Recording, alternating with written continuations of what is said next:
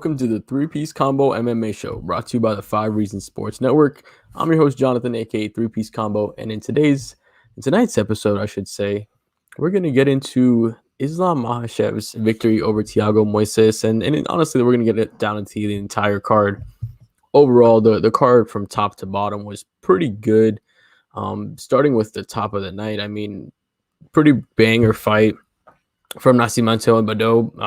Bado came in and was absolutely popping off in the first round, and in classic heavyweight fashion, Nascimento came back and won that. So it was a great card or a great fight to start the card.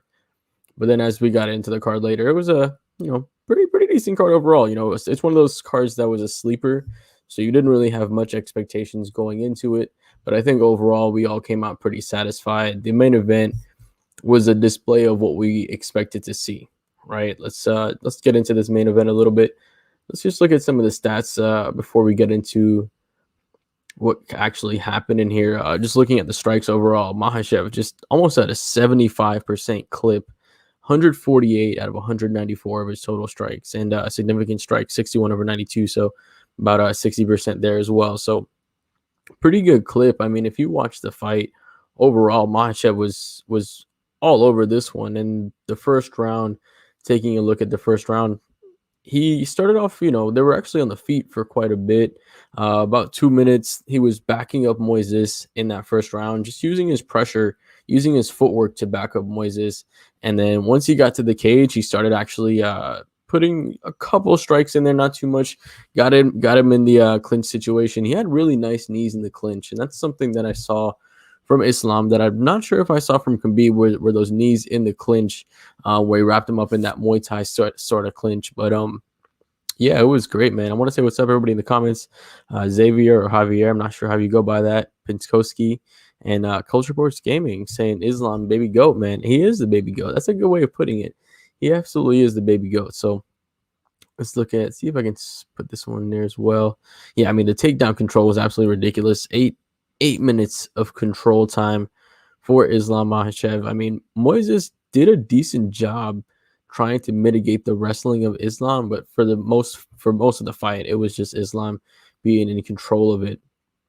But what did you guys think as far as how he did in the fight? Do you guys think that it was a sleeper, or do you guys think that he kind of showed out? Because Alfar Thiago, one of the other guys in the network, he actually said that he doesn't think that he's ready for those next guys. So it's going to be interesting to see what is the overall theme coming out of this fight. We'll see how Dana White comes out, and we'll see how he feels about this.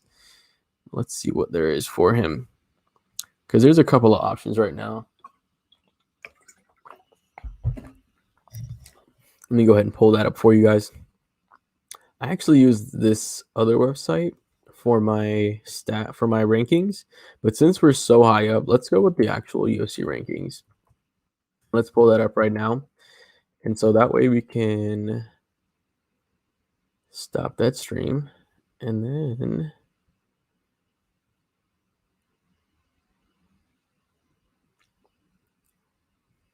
we're going to add this one.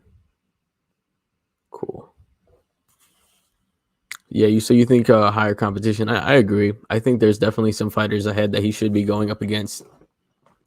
Because a lot of fighters have been ducking him. I mean, he's the next Khabib, right? So nobody wants to be the guy to take the L against that, because it's pretty much a setup L. But let's go into the lightweight division right over here. Where are we at? Charles Oliveira. Cool. Okay, so we have Islam at number 9. Dan Hooker is right above him. I mean, do you throw the Conor McGregor fight at him? That would be an interesting fight. Obviously, you couldn't do that because it would take too long for McGregor to be back.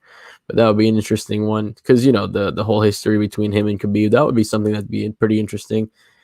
Going into RDA fight, that's one fight that they actually had canceled. So that would be a good fight for him as well, because RDA is, obviously better than Moises on the ground, but he's also a better striker as well. So would that mitigation of the ground game plus the advantage on the feet be better than him? Or how good is Islam on the feet, really? Because we've seen him use the pressure and his footwork to back his opponents up, but we're not sure really, how good is he on the feet. He's shown more flashes, right? He looks a little more comfortable on the feet than Khabib, right? He utilizes that kickboxing. Even his corner was telling him, we know we could beat him in the kickboxing fight, but we don't know if you can, go from there. Market the hell out of the Conor fight. I think that's a good point. That's a really good point. Because can you imagine? It's like, hey, Khabib beat you up. Now let me have my little baby prodigy come and beat you up. Would that be the fight? That would be an interesting one. That really would be an interesting one. I think it would be I think that would be a fight that you can absolutely sell. That's a fight that you can book over 1 million pay-per-view for because, Conor's coming downhill. And if I'm the UFC, what I want to do if I'm going to try to build up Islam as the next Khabib, right? If you want to build up that, because really that market in Russia is pretty huge. And to have that hype in the division and have him in the championship race and have him potentially going up against a guy like Conor McGregor, that would be very interesting because now you have, like we said, you have the little brother situation, right? Big brother could be destroyed Conor, whether you want to, say it like that or not. But now you have little brother Islam coming in, working under Khabib. Khabib is going to be in the corner in that fight because Khabib was in the corner of this fight. So that would be interesting. Let's see. Islam does the same thing Colby does to RDA, in my opinion. Yeah, honestly, that could be really true because RDA was good, right? But he was a Brazilian jiu-jitsu expert, and Colby is the wrestling guy. So you have that Dagestani wrestling that's way better than American wrestling. And if you have him against RDA, I agree. He probably ends up on top. You probably see RDA threatening some submissions from the bottom. But, man, that combat sambo background is something not to be messed with. So, I don't think RDA would win that fight, honestly. I think RDA is trying to sell the hell out of getting that Conor fight.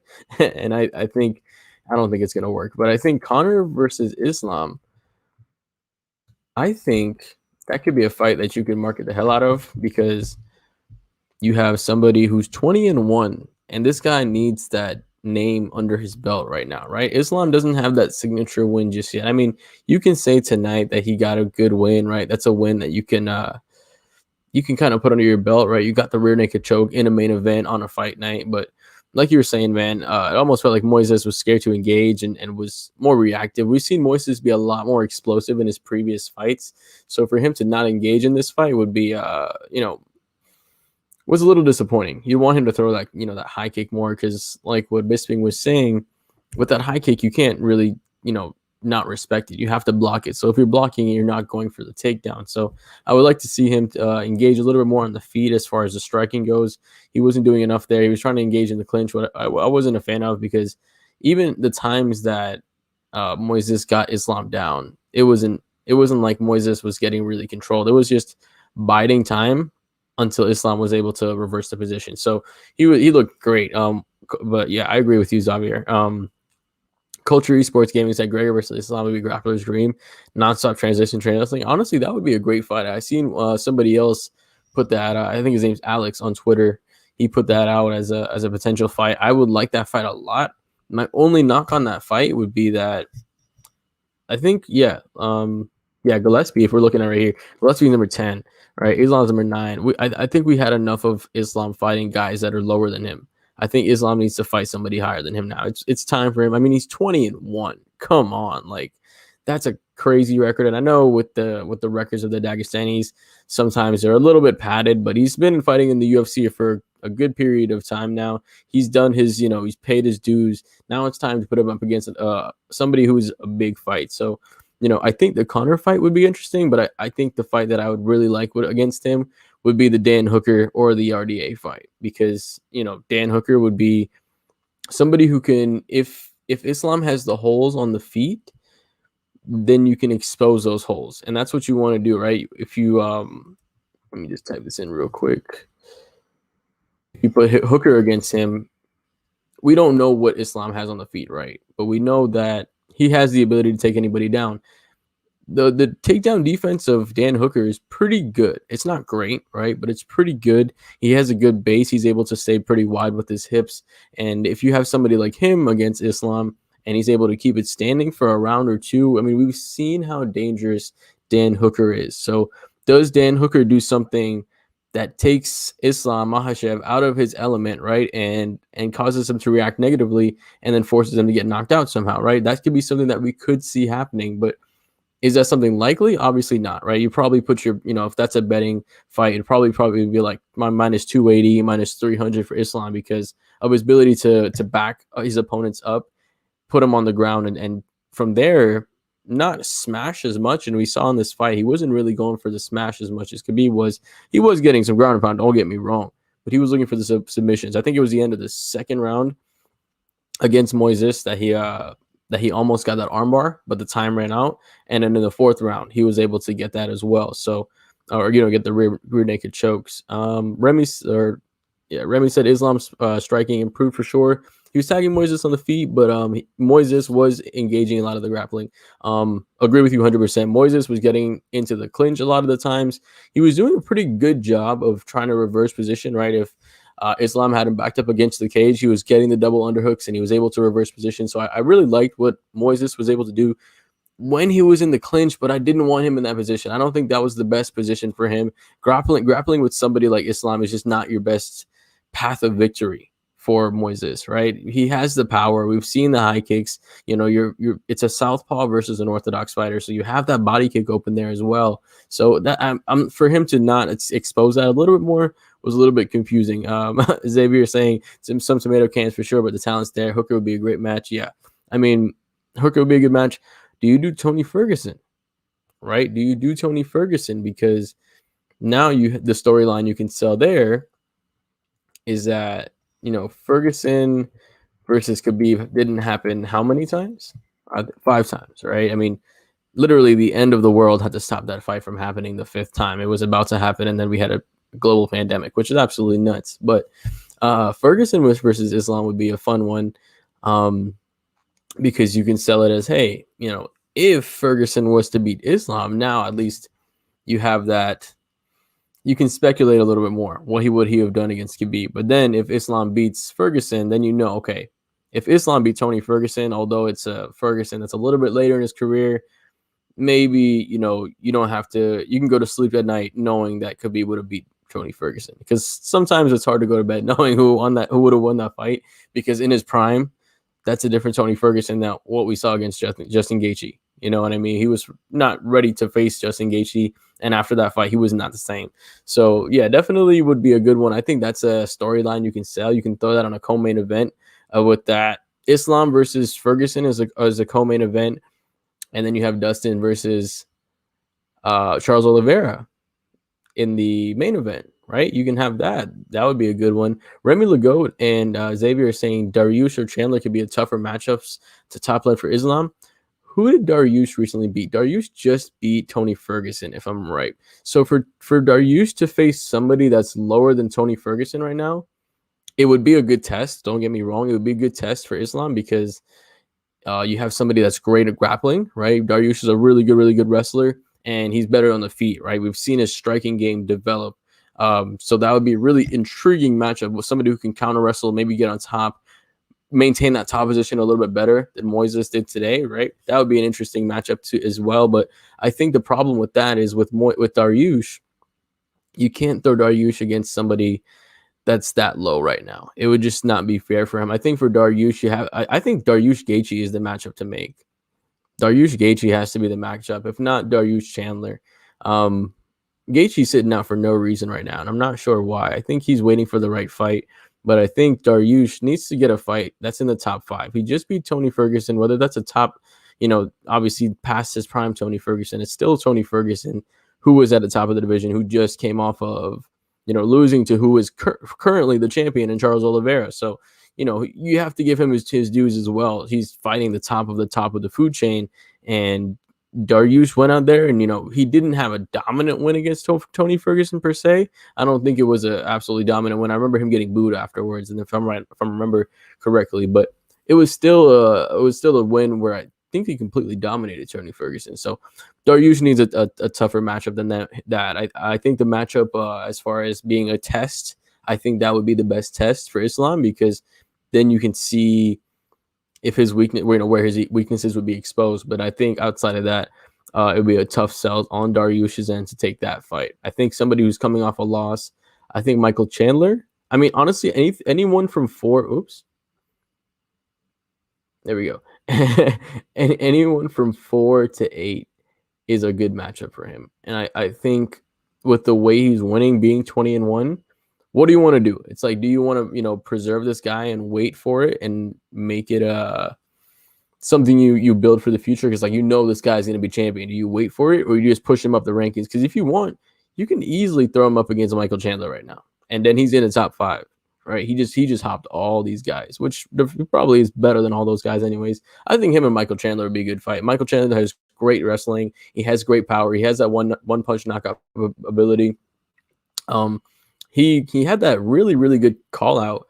Obviously, it wasn't just Khabib that he called out, but when he knocked out Dan Hooker, he called out Khabib, and as his comeback fight, obviously, if he were to come back. But Chandler versus Islam would be a good fight as well, because now you have somebody who's really, championship pedigree, right? Michael Chandler, inside or outside the UFC, obviously hasn't done it inside the UFC yet, but I think Chandler would be a good matchup. Remy's saying they're thinking about trying to make Gaethje versus Chandler, which sounds like fireworks. I would absolutely love that fight. That would be, like you said, it would be fireworks, because the power of both these guys, honestly, the power of both these guys have cement on their hands. Like, it would just be, you don't know if we'd be the first one who touches each other. Would it be the end, or would it be like the Dustin Poirier fight, where one of these guys, these guys have stronger chins than that?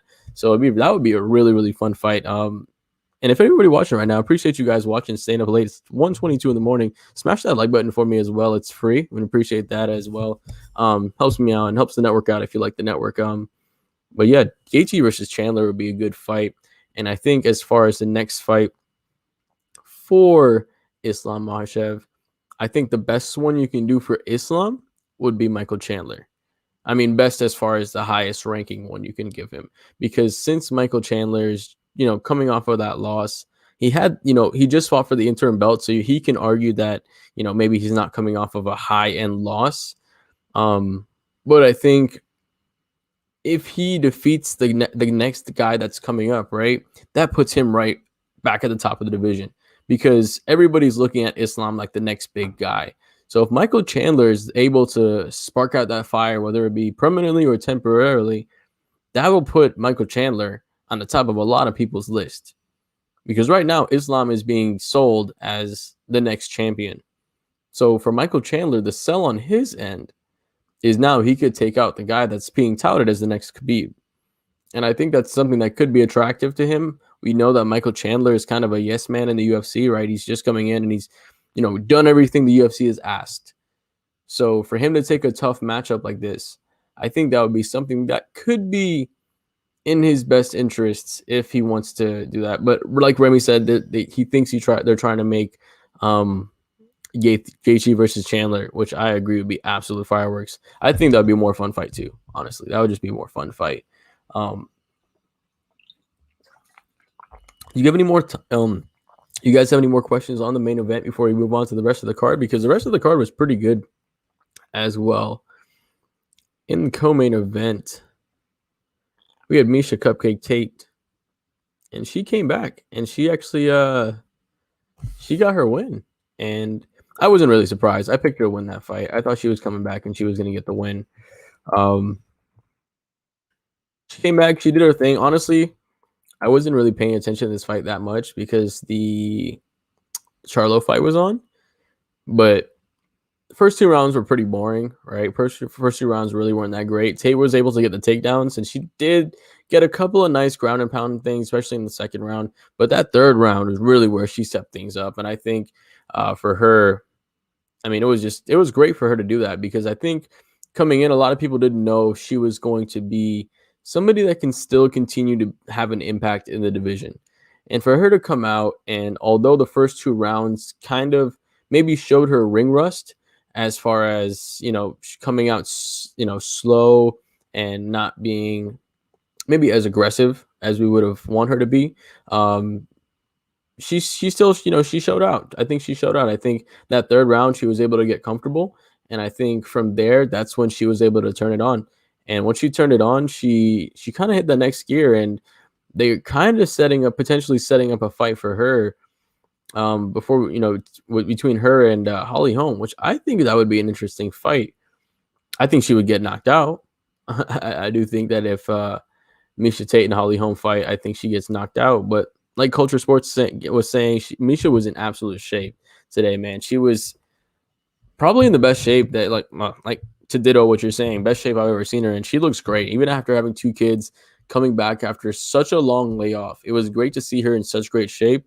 And although, like my man is saying, she fought an older competitor, I think she was still able to show that she still has some decent chops. Now, for her to fight Holly Holm next, I don't know if that's a fight she can win. Like, I really don't think that's a fight she can win. Holly Holm is the only reason Holly Holm isn't champion right now is because she has the greatest of all time, Amanda Nunes, in front of her. Because the way she's developed her ground game, on top of how she is already a Golden Glove boxer, is she's obviously shown that she's championship material. But if you have somebody like Amanda Nunes in front of you, you're not going to be able to get that out. But she looked slick on the feet. Remy was saying she looked slick on the feet, way less stiff than she looked 5 years ago. She looked strong as hell too. I agree, she did look strong. She was able to get those takedowns a little bit more secured.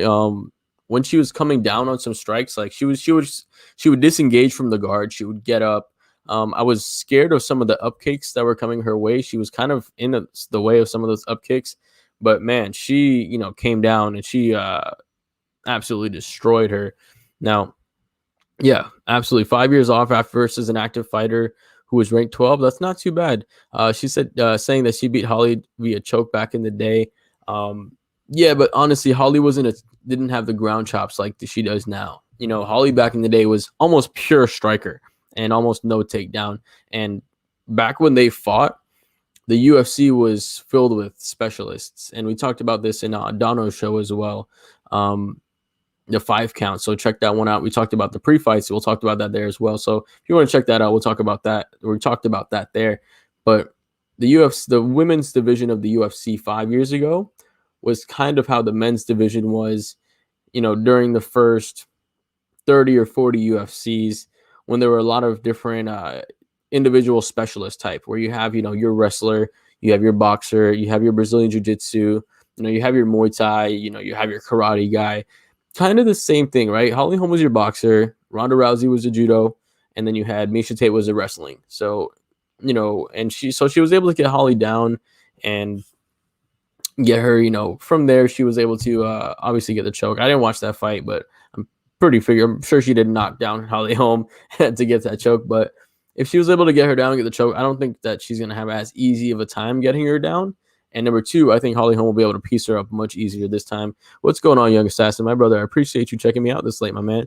Corey Sandhagen versus TJ Dillashaw is the next fight I want to see. I'm a big fan of Sandhagen's fight, and I want to see TJ getting knocked out.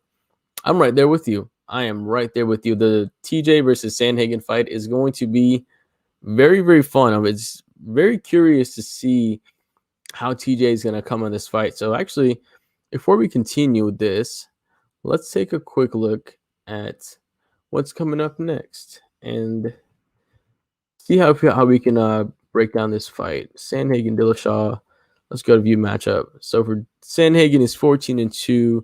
I know he had lost to Sterling. Can't remember the other loss off the top of my head. TJ Dillashaw 17-4. Obviously, a little more average fight time, being that he has those championship fights.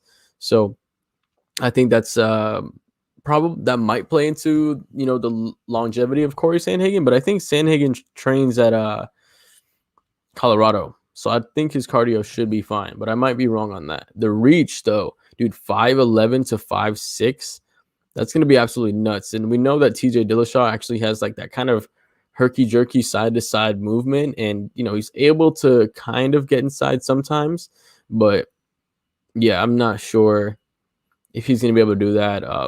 Saying Holly was whipping her the full fight. Oh, got her back and she tapped. Okay, so interesting. Yeah, so Holly probably win this time.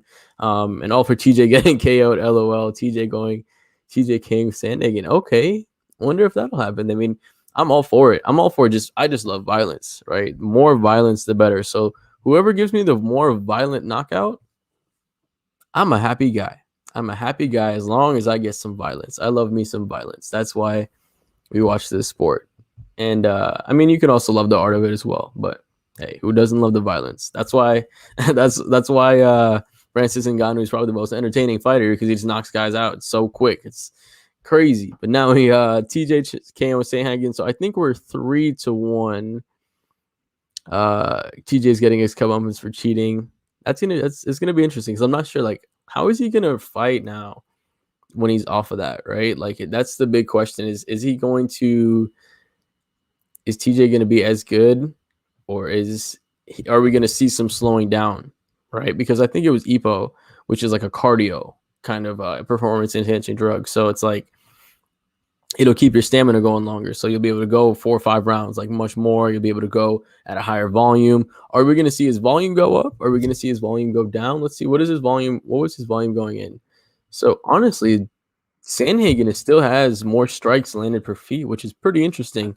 6.85 to 5.37. So per minute, about a strike over 5 rounds, looking at a 25 strike difference for Corey Sandhagen. Strike accuracy about 8% higher, but he does absorb a little bit more.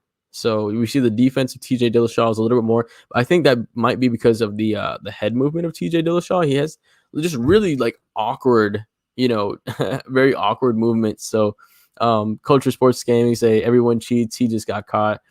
That could be true, right? I mean, who said it? I think it was Nick or Nate Diaz says it, man. Everybody's on steroids, right?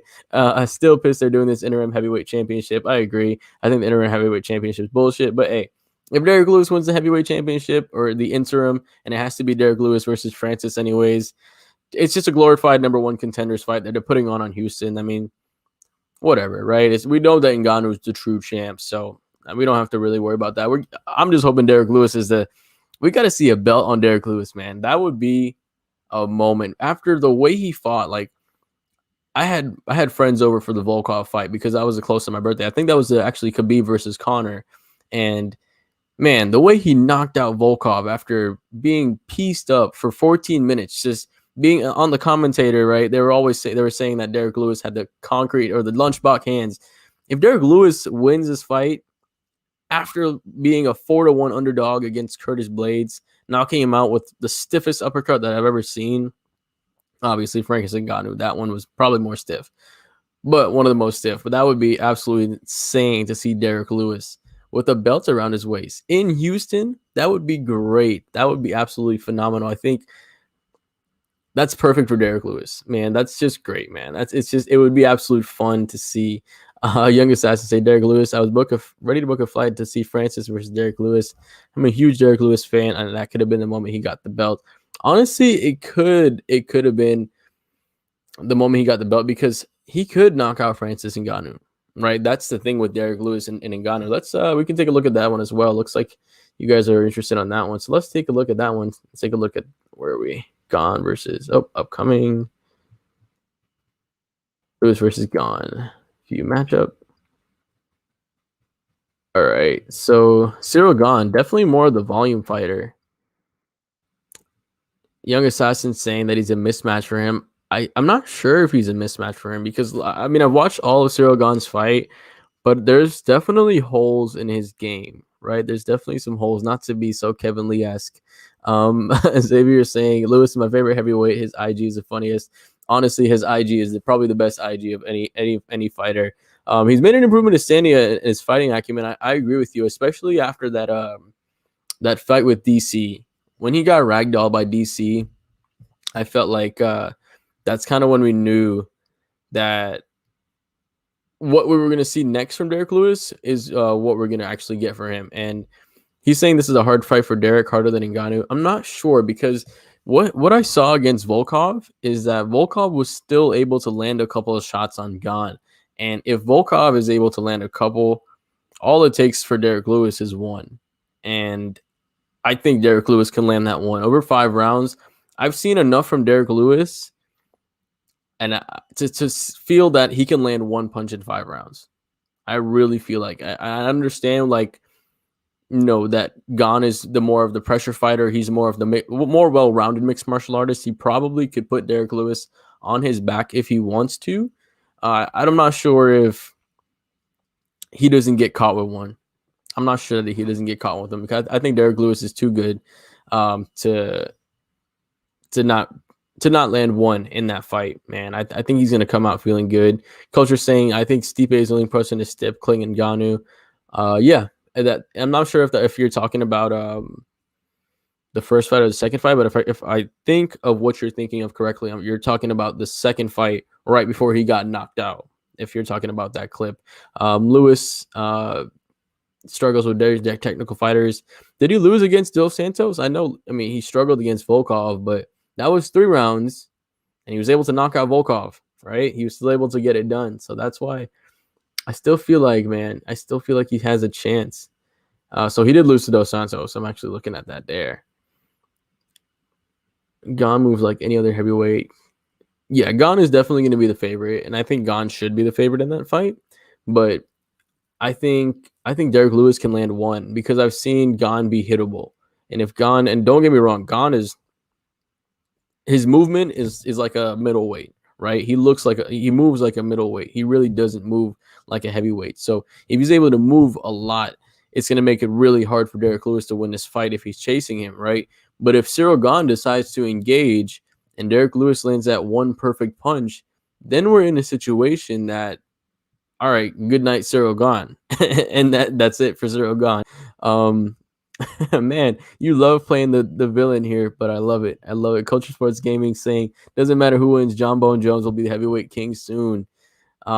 Interesting. I'm not sure. I mean, I'm really, really not sure. I have to see what he looks like in heavyweight shape first. Don't get me wrong. John Jones is a spectacular, athlete. I mean, he could probably go toe to toe with anyone, but can he take a shot from a heavyweight fighter? Right. That's going to be what's going to be interesting to see, because that's a power that he probably hasn't experienced. I mean, Thiago Santos, if he didn't blow out his knee, he probably has heavyweight power.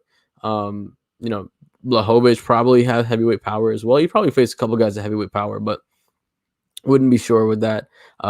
Remy saying Gane will attack the body too. Lewis has been dropped from body kicks before. He has 8 and some kicks to the body. But he's more in shape now. And they always say the more in shape you are, the better your body kicks you're able to take. So I think that might be a little bit the factors into it. He's saying he barely won, or Young Assassin saying he barely won the Volkov fight. It was more Volkov making the stake. You're absolutely right with that, right? But I think Gane engages more than Volkov. You're good, man. I appreciate you're good. Yeah, I think he did make a mistake. He shouldn't have engaged. He should have if I was Volkov, I would have been backing up for the rest of that round, and I wouldn't have moved forward. He needs to fight first. Bones is my favorite. He beat DC, who was heavyweight champ. That is a fair point. But DC was super drained at 205 as well. So I think Francis can catch Jones, and maybe Derek Lewis as well. I think Francis can catch Jones. I don't know what Jones could do at heavyweight. I still don't know what Jones could do at heavyweight, because he's still the move from 205 to 265, which is a heavyweight limit, is a really, really big jump. So for John Jones to make that jump without sacrificing his cardio, what kind of John Jones are we going to really see? And he's probably the most well-rounded mixed martial artist as far as what we've seen in the light heavyweight division, and maybe all time, right? Probably one of the most well-rounded. Younger, his career is more explosive, of course, and able to be more effective in putting people out. But older John Jones was more just focused on defending his belt and making sure he was winning rounds, and that's kind of what we knew, right? But I think I have a tough time seeing Jones have that heavyweight power that somebody like Ngannou has, or somebody like Rosenstrike has, or somebody like Derek Lewis has. So I'm not sure the impact that John Jones will have on the heavyweight division. Yeah, I'm not saying that he's not going to come here and be top 3 in the division easily, but I'm not sure if he comes in and gets the win. Remy saying Gane will probably fight Lewis the same way he fought Rosenstrike. That's true. That's a good comparison, actually. But I think, it depends if Rosenstrike, if Lewis is able to, Lewis wants to engage more, because in that fight, I think Rosenstrike was fighting really lazy. He wasn't really fighting as the Rosenstrike that we saw before, and I think it's because he lost his last fight, or he got taken down on a bunch of his last fight. That was the fight against Overeem. I'm not sure if that was the next one. Xavier saying Bones managed to distance better than any fighter. His wrestling and kicks would be a problem. Francis not taking him down. See, I agree with you there, because John Jones has those really, really good teep kicks and that straight body kick, right? Really good low kicks as well. So for him to manage the distance, I think it would be good. But I think Francis as well, I think he's just, if a man like Francis is coming at you, it's going to be hard to move out of the way fast enough to not get clipped with one, right? And we've seen John Jones get clipped with one. Like, he's been hurt by Reyes, right? Reyes hit him. Santos hit him. Like, a bunch of guys has hit John Jones before. And Francis Ngannou is only going to continue evolving as he continues his reign as a heavyweight champion. And I feel like he's going to be able to, I think he can put John Jones down. I mean, that's my opinion, right? But I think he puts John Jones down, to be honest with you. Culture Sports Gaming saying it's part of John Jones' greatness is he likes to beat you at your own game. If he tries that with Francis, yeah, I would hope that he doesn't try that with Francis. If I'm John Jones, I'm going path of least resistance with Francis. I'm using those teeps. I'm using those low kicks, using those front leg body kicks to keep Francis away from me in those first rounds, right? Maybe throwing some body kicks in there as well, just to try to suck the gas tank out. Second round, probably try to engage in some clinch and take him down. If I'm John Jones, I'm not trying to strike with Francis Ngannou. That's not a good choice. Hit like if you wouldn't strike with Francis Ngannou. Like Young Assassin saying at 205, it looked like he got a lot slower. That's true, but that could be because he was also aging, right? This dude was youngest champion of all time, if I'm correct, youngest champion of all time. So he had to go through war after war after war. So his body's going to wear down a little bit. And I think that's kind of what encouraged him to move to heavyweight, because making that cut down was getting tougher. Also, the division was getting stronger. I mean, somebody like Yuri Prohaska against John Jones. I mean, I think Yuri might be able to win. I mean, Yuri, not even. Don't lie to me. I couldn't. I wouldn't hold a toe to Francis Ngannou. I would be fighting in the bantamweight division. I could fight at lightweight, but I would be undersized. But if I was trying to do a weight cut, I would fight at bantamweight division. So it'd be like Brandon Moreno not Brandon Moreno, but like who's at 135? Like TJ Dillashaw. Culture Sports Gaming. Appreciate you having me. I appreciate you being here. You're on Twitter. Follow me at 3PieceCombo so you know when these shows are coming on. Thanks for joining us as well, man. Have a good night. But yeah, it looked like Brandon Moreno, because Brandon Moreno can throw a better punch than me.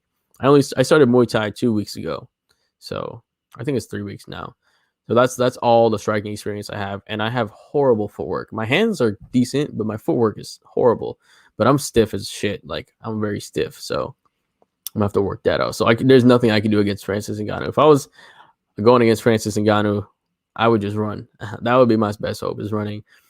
Xavier is saying Lewis Francis is one of the most boring fights I've ever seen. Probably is the most boring fight ever. It's either that or one of those old UFC fights where they didn't have time limits, so they were just laying on the ground for 25 minutes or 30. Not sure how long they went, but yeah. Remy's saying Lewis normally likes to counter, so it could make for a boring fight if they're both hesitant. I think that's true, but I also think that since they both know how bad the first fight was, they wouldn't want to make that mistake again. I don't think they want to make that mistake again. Remy saying if they fight, I think John plays a long game in the first 2 rounds, give him stretches, get some clinches versus the fence. Once Francis is desired, takes him down, chokes him out in the 4th.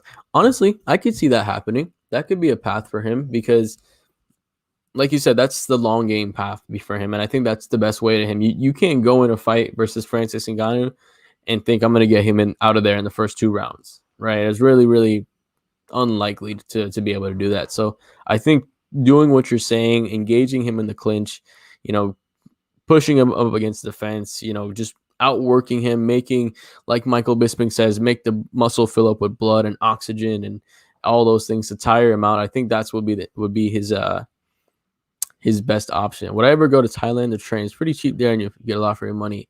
Maybe if I was making like a shitload more money doing this, I would 100% be down. 100% be down because, dude, first of all, Thailand is cool as hell. Like you said, it's cheap and you get a lot for your money. I love food. I mean, it's 1:45 in the morning, so I guess we're going off the rails just a little bit. I love food. So if we're going to Thailand and you get a lot of food for not that much money and you can train over there, that would be fun. And plus, it would be like Khalil Roundtree, right? He went to Bangkok. He got that Thailand. So it'd be post-Thailand Khalil Roundtree vibes. I hope we get to see Francis Stipe 3. See, I think that's a great fight, and I think the way they can lead up to that, if Stipe wants to, you know, wait for Francis and one more, you can do Stipe versus John Jones. Stipe versus John Jones would be great because, Remy, you have a good night, man. Appreciate you hopping on. If you have Twitter, follow me at 3Piece Combo, 3 spelled out, so you can see when we have the show. So I appreciate you coming with us, man. Have a good night. Xavier saying Francis Stipe 3. I think you could do John Jones versus Stipe Miocic, because then you can get, hey, John Jones is fighting, his right now, what he's trying to do is become the greatest of all time. So for him to beat the greatest heavyweight of all time and Stipe Miocic, that lays claim, right? You can no longer say that Khabib is the greatest of all time if John Jones has held belts in 2 divisions and won against Stipe, making him the greatest heavyweight, by transitive property, making him the greatest heavyweight of all time. Xavier saying he's gaining weight for the fight. He made the mistake in the first fight, not gaining the weight back. I agree with you. I agree with you. I think him being a smaller person made his takedowns less effective, and it made it easier for Francis to engage in that counter wrestling. So it'll be interesting to see how he does going into this fight, because I think for Stipe, it's also really tough because, he's been knocked out a couple times now, and the last time was stiff, right? He got knocked out by DC. Who was that tall guy? Was it Stefan Struve? I think Stefan Struve knocked him out as well. We're just going on a rabbit hole. So Sherdog, Stipe, Miocic. Let's take a look at his record real quick, because he's gotten knocked out a couple times. It was against Ngannou. It was against DC. And the TKO was against Stefan Struve. Yeah, so it was against Stefan Struve. So I think it would be tough to see Stipe get a win against Francis. I think it would be really, really hard for him. Young Assassin saying, I think Derek Lewis won the heavyweight belt. I think if Derek Lewis won the heavyweight belt, John Jones would immediately come out of retirement, because Francis having the belt is a problem. Yeah, I absolutely agree, because I think Derek Lewis is much easier to take down and much easier to handle as far as being evasive with him, and he's a little bit more patient with his power, right? Derek Lewis doesn't go out swinging like Francis Ngannou. Francis Ngannou has these 1 minute knockouts in the first round, but Derek Lewis, on the other hand, he'll take his time, like we saw with the fight against Curtis Blades. He took his time. Fight against Volkov, he took his time, right? Takes his time, and with somebody that takes his time, I think that Jones could have a much more likely chance of beating somebody like Derek Lewis over somebody like Francis Ngannou. So I think that would be an interesting one. Those punches didn't have much power, 15 pounds of muscle gone. Yeah, Stipe looked too slim for that fight, man. He looked way too slim for that fight. I mean, I understand if you're trying to play the long game and you were trying to go 5 rounds with Francis Ngannou again, but to have 15 pounds of muscle gone against a guy who's tipping the scale at 265, that's a very tough thing to do. Very tough thing to do, especially when there's so much power in Francis Ngannou. You need as much power as you can to match up with that. Like, you need to be able to have something to counter that. And if you can't take him down, you need to be able to at least push him up against the cage. And with Stipe not being able to do that, man, that's why he was out. Yeah, Struve did beat Stipe, so that was the 3 people that knocked him out. Was Francis, which is probably the worst knockout because he went out stiff. Derek Lewis, put him out, but he came back up pretty decently after that. And then Stefan Struve put him down pretty hard too. That was more of a TKO as well. Xavier saying UFC needs to pay Jones top dollar, get in there with Francis. I agree, man. Just make the fight. That could be one of the best fights of all time. Like, that would sell. That would sell because you have the spectacle of John Jones, and then or the spectacle of Francis Ngannou, this man who's knocking people out left and right. And now he learned how to wrestle, right? The big question going into that Stipe fight is, how is he going to fare against the wrestling of Stipe? Once he was able to sprawl against Stipe, I knew that was the end of the fight. Young Assassin, have a good night, my man. I appreciate you checking out the stream. Greatest heavyweight fight ever. The Stipe versus the Francis fight? Is that the one you're talking about? 'Cause I think there was some. I think, man, there's a couple of really good heavyweight fights. There's a lot of boring ones too because those guys gas out. Jones versus Francis. Yeah, absolutely. That would be for sure the greatest heavyweight fight of all time. And I think, dude, if you can have Jones versus Stipe, and then have Jones beat Stipe first, that builds the storyline so much better, right? Because Jones beat DC, loves to spit on DC as well, right? John Jones hates DC. So to beat Stipe, the guy that put out DC at the next highest division, right? To put it up at heavyweight, that would be adding insult to injury to DC from John Jones. So that would be a lot of extra insults added over there as well. But yeah, man, that would be the greatest fight of all time, or the greatest heavyweight fight of all time for sure. But with that being said, let's just run through the rest of this fight, the rest of this night real quick. We didn't get to actually talk about much about the fights we did have. Because there's still a couple of fights on this card left. I wanted to talk about. Let's go to UFC Stats. UFC Stats puts everything out nicer. That is true. If Jones loses, then the luster to fight Francis is gone. So that would be, yeah, that takes away that fight. But I don't think he loses against Stipe, man. I really don't think he loses against Stipe. I think he would do a good job. But recapping tonight overall, Miesha Tate had not a great fight. It was a boring first 2 rounds, and it was a great third round. And that was good. Oh, we have performance of the awards night. Cool. So Rodrigo Nascimento, man, he gave out 4 performance of the night awards and a fight of the night. That's awesome, man. Good job, Dana White. You actually gave some money tonight. That's good. If you give out 5 every time, man, that's great. 5 for a fight night. That's a great fight night. So Nascimento on that great comeback against Alan Badeau. If you didn't watch this fight, Badeau was dominating the first round. Nascimento came back, knocked him out in the second. That was great. The Malcolm Gordon fight was pretty good. Gordon showed some good wrestling chops. The Taha versus Morozov fight, pretty boring, but Morozov was able to stay on top, take him down a lot. The Lemos fight, I'm surprised she didn't get it. She should be getting some money because she had the second fastest knockout in the strawweight division at a 35-second knockout. But I guess Conejo didn't go out cold, so I understand that. The Billy Quarantillo fight, or actually the Rodriguez had a pretty decent knockout as well. He put Preston Parsons down. Was kind of more of Parsons folding. I think he got punched in the eye socket, so he might have broken an orbital. Not sure about that there, but that was a pretty good fight as well. The Billy Q versus Gabriel Benitez fight, man, that was great. Billy Q, I'm not sure if it was the first or second round. I think it was the first round. Had a knockdown, and then he was able to take him down a bunch of times in this fight. First 2 rounds was all Billy Q. Busted up Gabriel Mowgli Benitez.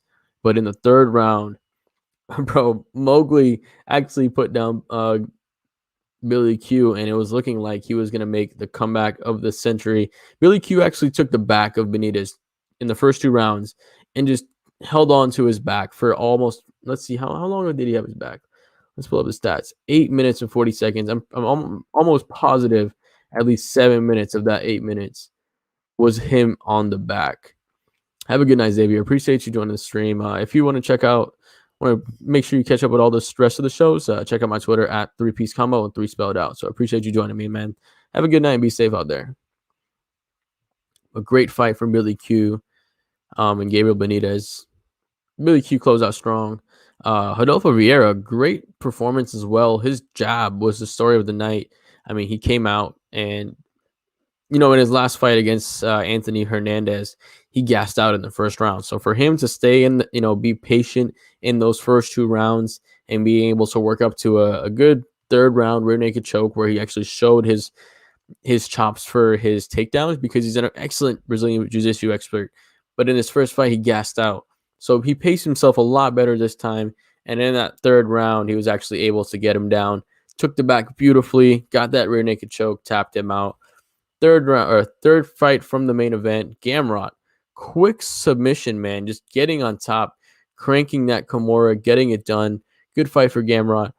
Misha Tate getting a Performance of the Night award. Not sure. I think that's more of a sympathy kind of thing. I would definitely have given it to Lemos over Misha Tate because 35 seconds versus, 2 boring rounds and then a good third round. Don't get me wrong. Pretty good there. But Islam Makhachev, if you missed out on the talk with him earlier, that was pretty much the first 25 minutes of the stream.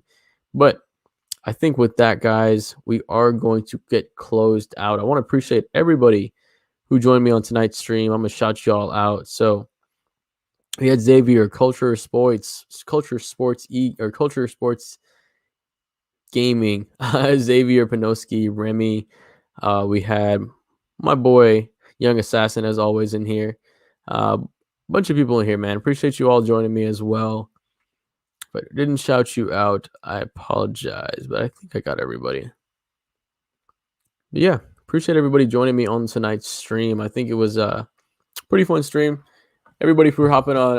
I appreciate you guys hopping on. And as far as tonight's card, it was a great card. Like we said, 5 Performance of the Night awards. So a lot of finishes. If there were decisions, they were pretty decent for the most part. Islam Makhachev, man, looking better and better every time he's coming out. He ends up getting the 4th round submission via rear naked choke over Thiago Moises. Looking forward to see who they match up against him next. He has a couple of options. I think anybody between 4 to 8 would be a great option for him. But he's the main story coming out of night. Mini Khabib, with Khabib in his corner, man, he's raising this army of Dagestani fighters, and they're coming, man. They're coming to dominate MMA. So I appreciate you guys joining the 3-Piece Combo MMA show, brought to you by the 5 Reasons Sports Network. I'm your host, Johnathan, aka 3-Piece Combo, and I hope you guys have a good night.